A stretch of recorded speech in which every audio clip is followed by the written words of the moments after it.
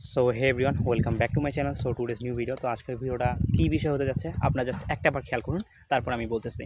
একবার গাছটাকে আপনি একবার দেখুন। তো এইটা হচ্ছে একটা বেগুন, মানে বেগুন ক্ষেত, মানে এটা হচ্ছে একটা বেগুন গাছ। তো বেগুন গাছের মধ্যে ফুল এসেছে, তো এখনও ফল আসেনি, অনেক গাছে আবার ফল আসতেছে। তো যাই হোক, আপনাদের সামনে একবার বেগুন ক্ষেতটা দেখাই দিই। আর আমাদের কিন্তু চ্যানেলটা হচ্ছে কৃষি বিষয়ক, যারা কৃষি ভাইরা বা কৃষক ভাইরা যারা রয়েছে তারা কিন্তু নতুন নতুন এই জিনিসগুলোকে অনেকবার খোঁজেন, কিন্তু আসলে মূল জিনিস কোনটা সেটা আপনারা পান না।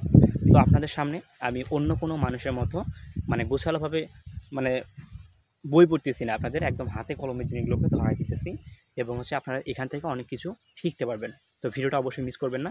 আর আপনারা যারা চ্যানেল নতুন আছেন অবশ্যই ভিডিওতে অবশ্যই লাইক করে চ্যানেলটাকে সাবস্ক্রাইব করে দেবেন। ওকে, তো চলুন শুরু করা যাক আজকের ভিডিও। তো আজকের ভিডিওটা হচ্ছে আমাদের হচ্ছে বেগুন ক্ষেত নিয়ে, মানে বেগুন চাষ নিয়ে। আপনি কীভাবে বেগুন চাষ করে উপকৃত হবেন বা একটা ভালো একটা প্রফিট করতে পারবেন সেই বিষয়ে আপনাদের কিছু জানান দেই। তো এটা হচ্ছে একটা বেগুন গাছ, হ্যাঁ দেখতে পাচ্ছেন। এটা হচ্ছে একটা রোগাক্রান্ত গাছ, আর এইটা হচ্ছে একটা ভালো গাছ। তো যাই হোক, মোটামুটি হচ্ছে আপনাদের একটু মানে হাতে ধরাই দিই।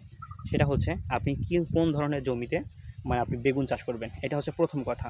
আপনাকে প্রথম কথাই হচ্ছে আপনাকে মাটিটাকে নির্বাচন করতে হবে। আপনি কোন মাটিতে হচ্ছে বেগুন চাষ করবেন, মানে নিচু মাটিতে না উঁচু মাটিতে? অবশ্যই আপনাকে উঁচু মাটিতে, কারণ এখানে একটা জিনিস আপনি দেখাই দিই। দেখতে পাচ্ছেন এটা হচ্ছে বেগুনের মানে সারি, আর মাঝখান দিয়ে একটা রাস্তা বের করা হয়েছে। তাই এখানে কি করা হলো সেটা হচ্ছে মানে পানি যেন না জমে থাকে, পানিটাকে বের করে দেওয়া হয়, সেই বিষয়ে কিন্তু বলা হয়েছে।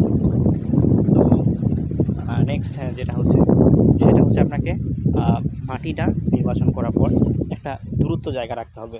এখানে দেখতে পাচ্ছেন একটা গাছ থেকে আরেকটা গাছের দূরত্ব কিন্তু অনেক ব্যবধান রয়েছে। তারপর আপনাকে গাছগুলোকে সমান দূরত্বে মানে রোপণ করতে হবে। রোপণ করার পর আপনাকে অবশ্যই মাটিটাকে নির্বাচন করার পর সেই মাটিতে অবশ্যই গোবর সার ব্যবহার করে মাটিটাকে উর্বর করে নিতে হবে। উর্বর করে নেওয়ার পর গাছগুলোকে সমান দূরত্বে বজায় রেখে রোপণ করার পর সেখানে আপনাকে কীটনাশক ব্যবহার করতে হবে। কিন্তু বর্তমান সময়ে কীটনাশক ব্যবহার না করলে আপনি চাষ করতে পারবেন না, একদম। এটা হচ্ছে 100% সঠিক কথা। যদি আপনি কীটনাশক না দেন বর্তমান সময়ে রোগের আক্রমণ অনেক বেশি। আর এইটা হচ্ছে কোন ধরনের জাতের হচ্ছে বেগুন সেটা হচ্ছে আপনাকে একটু আমি দেখাই দিই। এটা হচ্ছে গোল জাতের যে বেগুনটা রয়েছে সেই গাছ। ওকে, আপনাদের একটু দেখাই দিই। তো গাইস, এটা হচ্ছে আপনারা দেখতে পাচ্ছেন এই যে বেগুন, হ্যাঁ এটা হচ্ছে গোল বেগুন, আর এটা থাকে লম্বা বেগুন।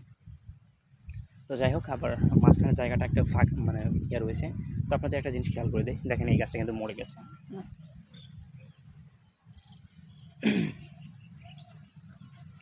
আচ্ছা, আমরা হচ্ছে ভিডিওর দিকে ফোকাস করে, সেটা হচ্ছে প্রথম কথা হচ্ছে মাটি নির্বাচন করার পর রোপণ করার পর আপনাকে গাছগুলোকে সমান দূরত্বে বজায় রাখার পর রোপণ করলেন। সেখানে কীটনাশক ব্যবহার করার পর যখন ফুল আসবে, ফুল এবং ভালো ফলনের জন্য আপনাকে অবশ্যই সেখানে কীটনাশক ব্যবহার করতে হবে।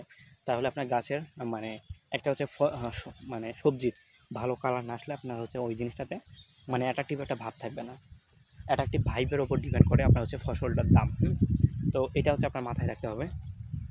যদি আমার কথাগুলো একটু অগোছালো টাইপের হয়ে যাচ্ছে, তারপর আপনাদের আমি বোঝানোর ট্রাই করতেছি একদম হাতে কলমে। দেখেন এখানে হচ্ছে আপনার সব জিনিস একদম মানে দেখানোর মতো রয়েছে। আর এটা হচ্ছে আপনি কখন ইয়ে করবেন, ফেব্রুয়ারি মাস, মানে যখন ফেব্রুয়ারি মাস চলে আসে, ফেব্রুয়ারি মার্চ এই টাইম হচ্ছে আপনাকে মানে একটু যদি আপনি আগেই যদি এই ফসলটাকে মানে তুলতে চান, তো সেক্ষেত্রে আপনাকে আগে ইয়ে করতে হবে। আর এটা কিন্তু অবশ্যই গ্রীষ্মকালীন মানে ফসল এবং শীতকালীনও এখনও হয়ে যাচ্ছে। হ্যাঁ, এখানে আসলে দুই সময় আমরা পেয়ে থাকি বেগুনটা, দুই ধরনের। তো আপনি হচ্ছে সব সময় আর কি এখন বেগুন মানে পাওয়া যায় আর কি খাবার তরকারি হিসেবে। তো একবার গাছগুলো দেখেন অনেক সুন্দর কিন্তু।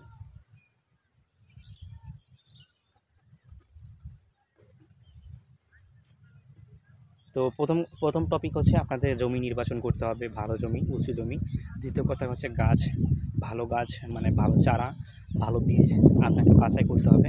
মার্কেটের মধ্যে যেটা হচ্ছে ভ্যালুয়েবল রয়েছে সেটা আপনাকে নিতে হবে। নেওয়ার পর সেই বীজগুলোকে সমান দূরত্বে বজায় রেখে সে জমি থেকে মানে সমান দূরত্বে একদম হচ্ছে ড্রেন করতে হবে যাতে পানি না জমে। তারপর কীটনাশক এবং হচ্ছে জৈব সার, রাসায়নিক সার, সব ধরনের সার ব্যবহার করে আপনাকে চাষ করতে হবে। এবং হচ্ছে আপনি এখানে মানে প্রতি সপ্তাহে একটা গাছ থেকে আপনি একবারই ফসল তুলতে পারবেন। আর মোটামুটি আর এটা হচ্ছে একটা 12 মাসি সবজি, যেখানে আপনি 12 মাসে আপনি খাইতে পারবেন এবং হচ্ছে নিজের পরিবারের চাহিদা পূরণ করতে পারবেন। আমরা যারা হচ্ছে শহরে থাকি তারা হচ্ছে আপনারা ছাদে ছোটো ছোটো বেগুন চারা বা বেগুন গাছ লাগিয়ে মানে আপনি হচ্ছে চাষ করতে পারবেন। ওকে, এবং হচ্ছে সেখান থেকে ভালো ফসলও তুলতে পারবেন। আর যারা হচ্ছে মাঠ ফসল, এটা হচ্ছে মাঠ ফসল এবং উদ্যান ফসল বলতে পারি। হ্যাঁ, মাঠ ফসল উদ্যান ফসলের মধ্যে পার্থক্য উদ্যান ফসলটা হচ্ছে এই যে দেখতে পাচ্ছি আমরা, একটা হচ্ছে একটা বেড়া দেওয়া রয়েছে। তো এটা হচ্ছে উদ্যান ফসল। আর মাঠ ফসল মানে যেটা হচ্ছে ধানের মতো মাঠে চাষ করে থাকে, এটা হচ্ছে মাঠ ফসল উদ্যান ফসল দুইটার মধ্যেই মানে যুক্ত হয়ে গেছে। তো যাই হোক, আপনাদের সামনে আর ভিডিওটা লং করতে চাই না, আবার নতুন কোনো ভিডিও নিয়ে হাজির হবো ইনশাল্লাহ। ততক্ষণ সবাই ভালো থাকবেন, সুস্থ থাকবেন, আর আমাদের চ্যানেলটিকে অবশ্যই সাবস্ক্রাইব করতে ভুলবেন না। ওকে, তো এটাই হচ্ছে শেষ। ওকে, আল্লাহ হাফেজ, সবাই ভালো থাকবেন, আসসালামু আলাইকুম।